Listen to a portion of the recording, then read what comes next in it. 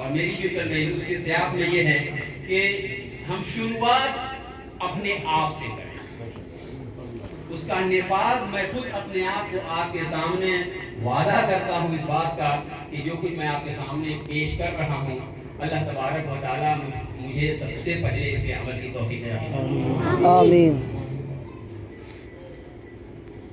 اپنی ذات سے اس کو شروع کریں، ورنہ آپ سارے لوگوں کو خیر خواہی کرتے رہیں گے، اپنے آپ کو نہیں کریں گے، ساری تبلیغیں کرتے رہیں گے، خود نہیں کریں گے، اللہ اس کے رسول کی اطاعت کی تقریریں اور کتابیں لکھتے رہیں گے، اس پہ عمل نہیں کریں گے، تو پھر یہ چیز جو ہے بہت نقصان دہ ہے ہمارے دین میں بہت۔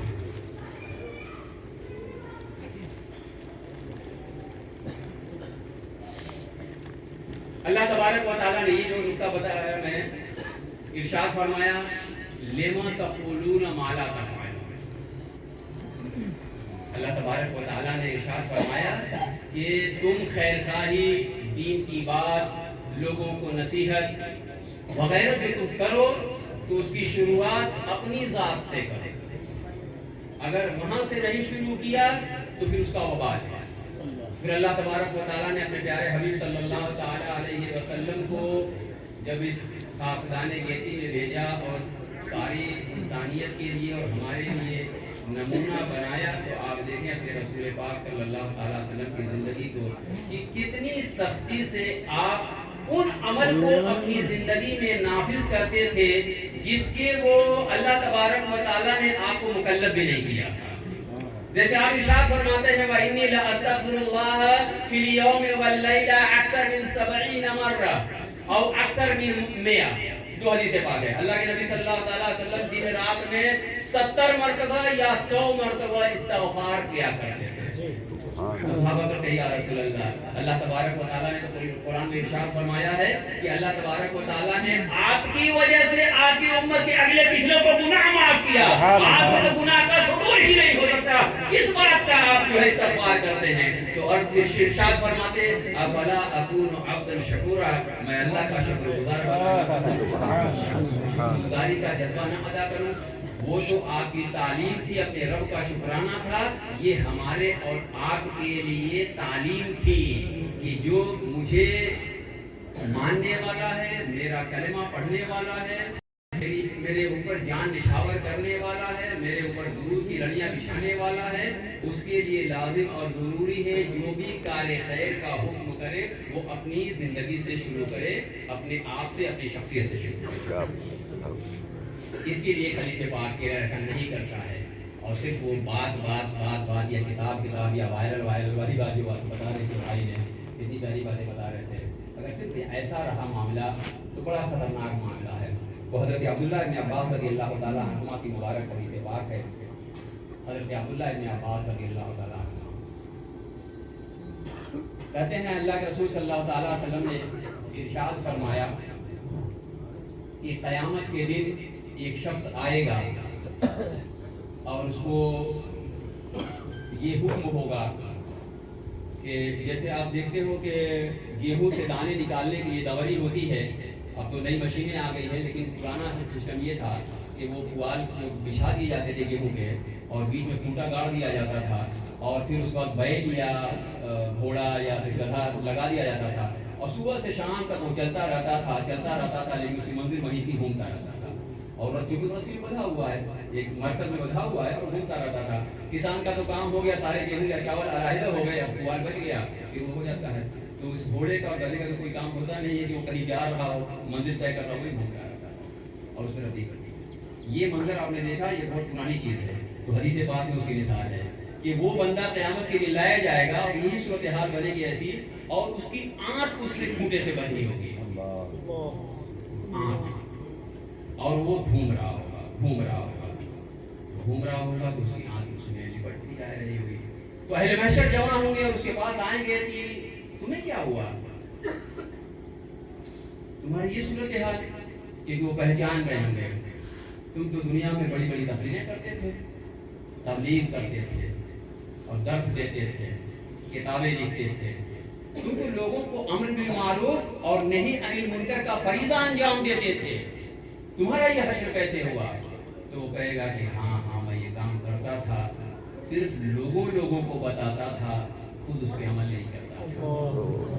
کرنے کو کہتا تھا کرتا نہیں تھا، جس سے منع کرتا تھا خود کیا۔ کتنا عبرت انگیز اور جاندار منظر ہوگا وہ جب وہ مبلغ، وہ خیر خواہ برسر محضر قیامت میں لوگوں کے سامنے رسوا ہو جائے گا۔ تو ہماری نیتوں میں پہلا نقطہ تھا، اسی لیے ہے کہ نیتوں میں اخلاص، اللہ کے لیے اخلاص۔ میں جو کچھ بھی بیان کروں گا اس پہ عمل کرنے کی کوشش کروں گا، اور یہ اللہ کی رضا کے لیے بیان کروں گا، اپنی خود نمائی کے لیے، خود فتائد کے لیے۔ اچھا مقرر ہے، اچھی گفتگو کرتے ہیں، یہ ساری وہ چیزیں ہیں جس سے ہماری عاقبت برباد ہو جاتی ہے۔ تو ہم میں سے ہر ایک اس کے عمل کرنے کی کوشش کریں۔ اگلا پوائنٹ ہے الخوف من عذاب اللہ والشوق الی رحمت اللہ، یا خوف و رجا جس کو آپ سنتے ہیں۔ اللہ تبارک و تعالیٰ کے عذاب سے، اس کی گرفت سے، اس کی پکڑ سے ہر دم تھر تھر کانپتے رہنا۔ کیا عابد، کیا زاہد، کیا شبد زندہ دار، کیا مبلغ، کیا مدرس، کیا مقرر، اللہ تبارک و تعالیٰ کے ہیبت و جلال سے کانپتے رہنا اور اس کی رحمتوں کے ہر دم امیدوار رہنا۔ اللہ نے قرآن میں ارشاد فرمایا ان بطش ربک لشدید، تمہارے رب کی پکڑ بڑی سخت ہے۔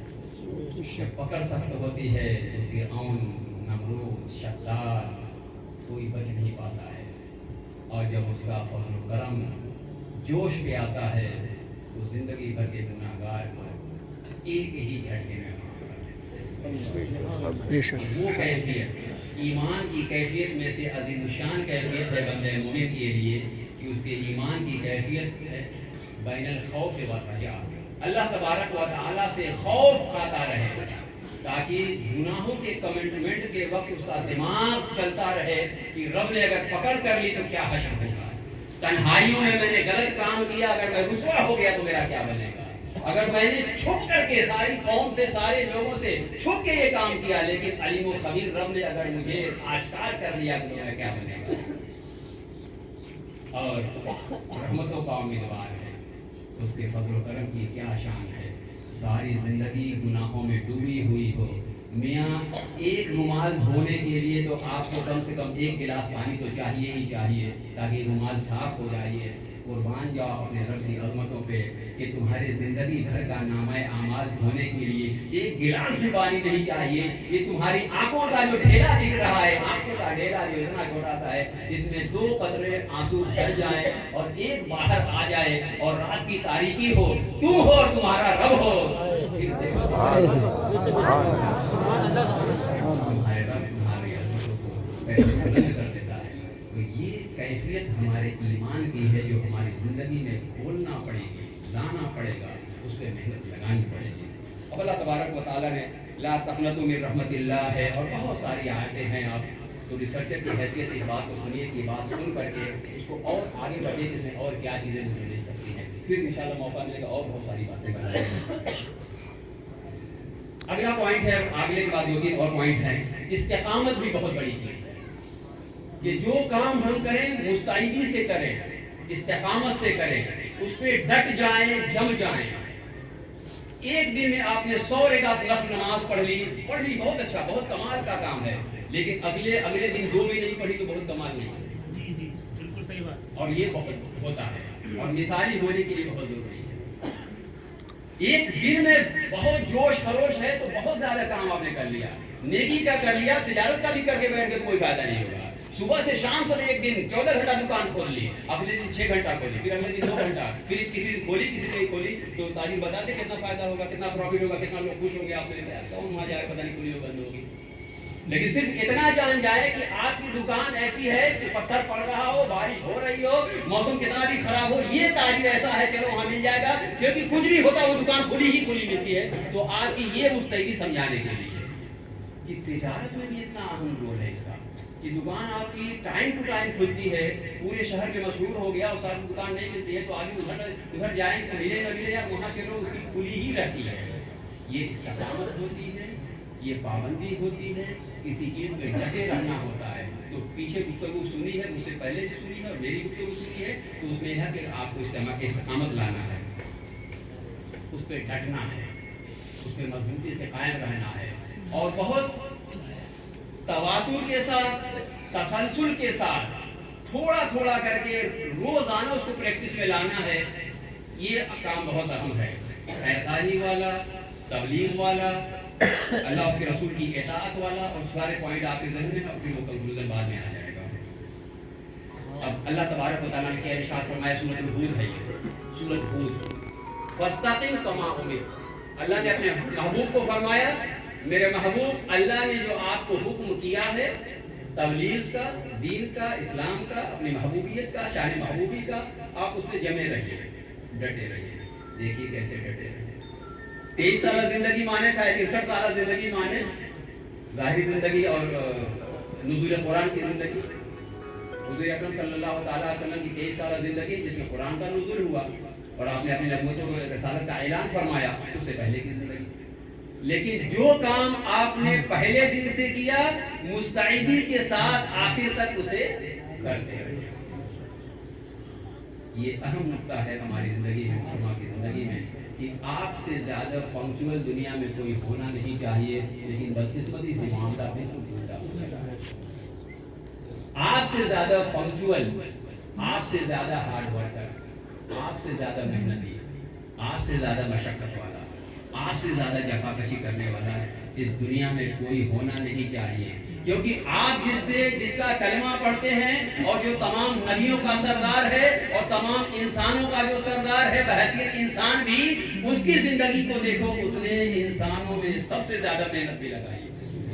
واہ یا رسول اللہ، آپ نے 9 سال کی عمر میں بکریاں چرائی. حضور پاک صلی اللہ تعالیٰ علیہ وسلم نے یہ جو آیت کریمہ میں نے پیش کی ہے سورہ ہود کی، تو اس کا شان نزول بڑا پیارا ہے. سورہ ہود کہ یہ کتنی اہم ہے. فاستقم کما امرت، اس جو مضمون ہے اتنی چھوٹی سی آیت کریمہ میں، اس کا مضمون میں بیان کرتا ہوں حضرت عبداللہ بن عباس رضی اللہ تعالیٰ عنہما سے کہ حضرت عبداللہ بن عباس مفسر قرآن ہے، حبر الامہ کہا جاتا ہے. ان کی تفسیر سب سے عظیم الشان اور اتھینٹک ہے، علماء جانتے ہیں، آپ کے لیے تو خیر نئی بات ہے. تو آپ نے فرمایا، حضرت عبداللہ بن عباس نے فرمایا کہ پورے قرآن میں انہی کے کلمات ہیں، پورے قرآن میں سورہ ہود کی آیت کریمہ فاستقم کما امرت سے زیادہ گراں بار، یعنی وزنی اور بھاری گراں بار حضور اکرم صلی اللہ تعالیٰ علیہ وسلم پہ کوئی آیت نہیں نازل ہوئی. ایک بات وہی ہے، ایک دن میں 100 رکعت نماز پڑھنا بہت آسان ہے، ایک دن میں 20 گھنٹے کا روزہ رکھنا بھی بہت آسان ہے، اور آپ ملاتے چلے جائیے، بہت آسان ہے. لیکن کنٹینیوسلی آپ کو 1 سال اگر وہ عمل کرنا پڑے اور لگاتار کرنا پڑے، بغیر ناگے کے کرنا پڑے، تو بہت مشکل ہوگا. تو یہ آیت کریمہ نازل ہوئی حضور اکرم صلی اللہ تعالیٰ علیہ وسلم کے یہ، اور پھر اگلی حدیث پاک ہے کہ صحابہ کرام نے مجمع میں دیکھا حضور پاک صلی اللہ تعالیٰ علیہ وسلم کے چہرہ انور پہ داڑھی شریف میں اور سر کے بال میں، منہ مبارک میں چند بال سفید تھے. پوری ساری سیرت کی کتابوں میں آپ دیکھیں گے 15، 16، 17 تک کا قول ہے، بس اتنے ہی تھے 63 سالہ زندگی میں، اور زیادہ سفید بال نہیں تھے.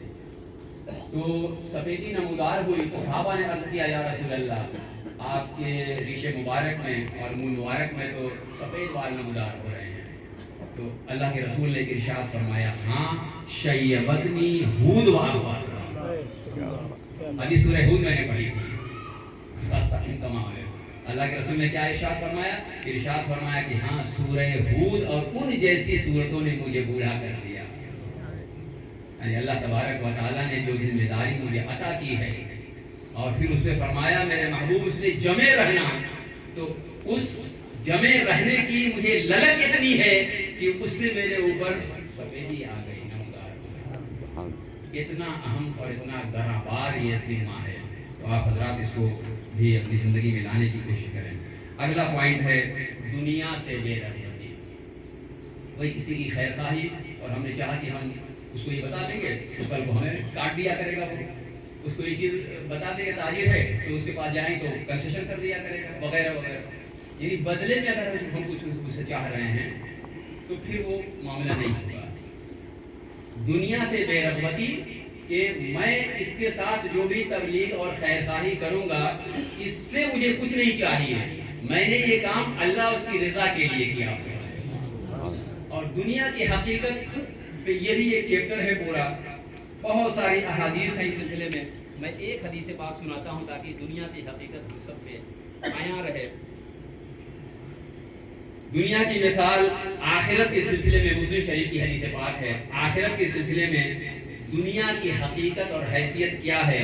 حضرت مسور بن شداد رضی اللہ تعالیٰ عنہ سے حدیث ہے، اللہ کے رسول صلی اللہ تعالیٰ علیہ وسلم نے ارشاد فرمایا، دنیا کی کل دنیا سے کائنات اور اس میں جو کچھ بھی ہم سامان عیش و عشرت دیکھتے ہیں، ان کی مثال جس کے لیے ہم رات دن محنت لگاتے ہیں، دوڑ بھاگ کر کے اپنے آپ کو تھکاتے ہیں اور سب کچھ مل جائے تو چین و قرار تب بھی نہیں آتا ہے، اس کی بات ہو رہی ہے، جس کے لیے ہم مر مٹتے ہیں، اسے پانے کیا کریں گے؟ حضور کا ارشاد گرامی سے ارشاد فرماتے ہیں، دنیا کی حیثیت آخرت کے مقابلے میں ایسے ہی ہے جیسے تم پہ کا کوئی سمندر کے کنارے کھڑا ہو اور سمندر میں اپنی انگلی ڈالے اور باہر لائے تو کتنا پانی نکلے گا؟ 1 لاکھ لیٹر تو نکل جائے گا۔ مشکل ہوگا، سارے ماشاءاللہ بیدار معلوم ہیں۔ سمندر ہے سمندر، اس میں آپ انگلی اپنی ڈبو، انگلی باہر لاؤ تو کتنا نکلے گا پانی؟ بس 1 قطرہ نکلے گا۔ دنیا کی ناز و نعمت آخرت کے مقابلے اتنی بھی نہیں ہے، حضور کا ارشاد ہے، اللہ اکبر، حضور کا ارشاد گرامی یہ اتنی بھی نہیں ہے۔ اور دوسری حدیث پاک اللہ نے ارشاد فرمایا، لو تعدل الدنيا جناح بعوضة ما سقى منها شربة ماء كافرا او كما قال صلی اللہ علیہ وسلم۔ اللہ تبارک و تعالیٰ کے نزدیک جس نے اس کائنات کو بنایا ہے، اگر اللہ کے نزدیک اس دنیا کی حیثیت مچھر کے پر کے برابر ہوتی تو کسی اپنے انکاری کو 1 چلو پانی بھی نہیں دیتا۔ اللہ اپنے نہ ماننے والوں کو اس میں 1 چلو پانی بھی نہیں دیتا، اور ساری نعمتیں سب کو بہائی ہیں، کوئی حیثیت نہیں۔ لے لو، اللہ کے نزدیک آخرت اہم ہے، کاش ہمارے نزدیک آخرت اہم ہوتی، ہم آخرت کے لیے بڑھتے ہوتے، آخرت کے لیے محنت لگاتے، آخرت کے لیے تگودو کرتے، آخرت کے لیے شبیداری کرتے۔ یہ ساری چیزیں بہت اہم ہیں ہماری زندگی میں۔ اور آخری نقطہ ہے تقریباً، آخری نقطہ ہے یہ کہ ہمیں اپنے اوپر ڈیپینڈ ہونا پڑے گا،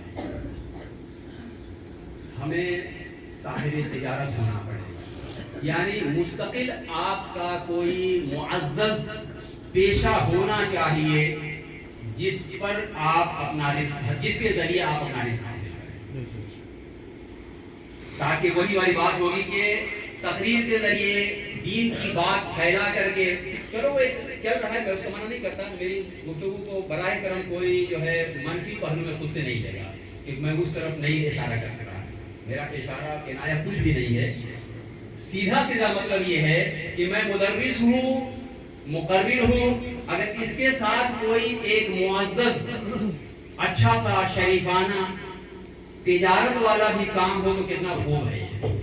اس میں ایک فائدہ اس کا یہ ہوگا کہ آپ کو اس بات کی تہمت دینے کا بھی کس کو نہیں ہوگا کہ یہ مدرسے کا پیسہ کھا رہا ہوگا، کہے گا کسی کی دکان ہے اپنی، اگر نہیں رہتی اوپر ہوتی کام تھوڑی دیر